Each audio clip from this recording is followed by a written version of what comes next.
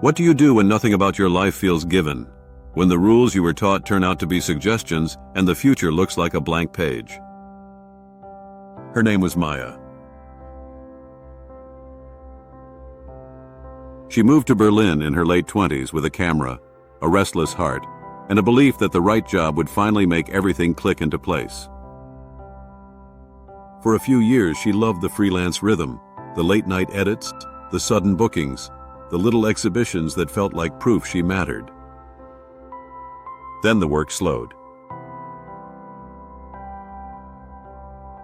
Clients vanished. Her savings dwindled.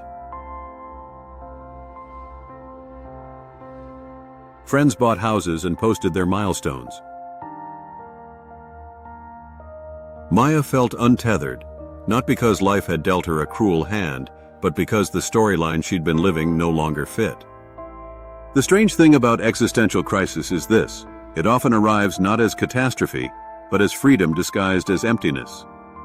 Existentialists like Jean-Paul Sartre and Simone de Beauvoir pointed to a radical fact. Existence comes first. There is no pre-written essence. You are not born with a purpose stamped on your forehead. That truth can feel terrifying. It means there is no guaranteed meaning handed down by birth, career, or social status. It also means meaning is something we must create, moment by moment. Maya's first response was avoidance. She scrolled social feeds, signed up for meaningless gigs, and told herself she was waiting for the real opportunity. This is what the philosophers call bad faith. Pretending you're constrained when you are actually free, blaming the world to dodge the burden of responsibility. In that dodge lies a quiet despair. The life you could build is surrendered to convenience and fear. One rainy evening on the U-Bahn, Maya read an essay by Albert Camus about the absurd, the tension between our hunger for meaning and the universe's indifference. Camus didn't end in nihilism, he proposed revolt. If the world doesn't offer a script, write one. If life is not a given, choose to give it shape with fierce honesty. Maya tried a practice rooted in existentialism. Pick a small, non-negotiable project that expresses who you want to be and commit to it for 30 days. She chose to photograph the same neighborhood every morning, not to get famous, but to wake up into intention. No likes, no quick returns, just the discipline of choosing and creating. The effect wasn't instantaneous success. Her inbox didn't flood overnight.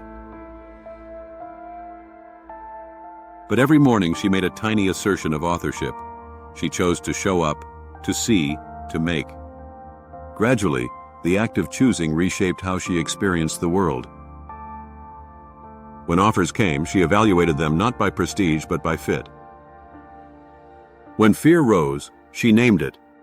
This is anxiety, not destiny. When friends asked why she hadn't settled, she stopped explaining and started deciding. Existential meaning is humble and active. It asks 3 practical things you can do today. First, notice where you are pretending not to choose. Ask, where am I blaming circumstances to avoid responsibility? Second, pick a project that aligns with the person you want to become, something you will do even if no one watches. Third, make decisions visible. Write one short commitment each morning and one honest inventory each night about what you actually chose. There's also a moral dimension. Sartre insisted freedom brings responsibility. You're not only creating yourself, but offering a model for others. Your choices ripple. Choosing authenticity is quietly generous because it makes space for the rest of us to do the same. A small, steady routine anchors this philosophy. In the morning, before checking your phone, state aloud one deliberate choice for the day. In the evening, journal 2 lines. What did I choose, And how did that choice reflect who I want to be? Over weeks, those entries become the narrative of a life you author rather than inherit. Maya's life didn't become simple or guaranteed. She still worried about money. She still felt the sting of comparison. But the pressure shifted. She stopped waiting for meaning to arrive and began making it. Her work grew truer, her refusals sharper, and the emptiness that once felt like doom became, oddly, an open studio. Existentialism isn't a cheerful promise that everything will turn out fine.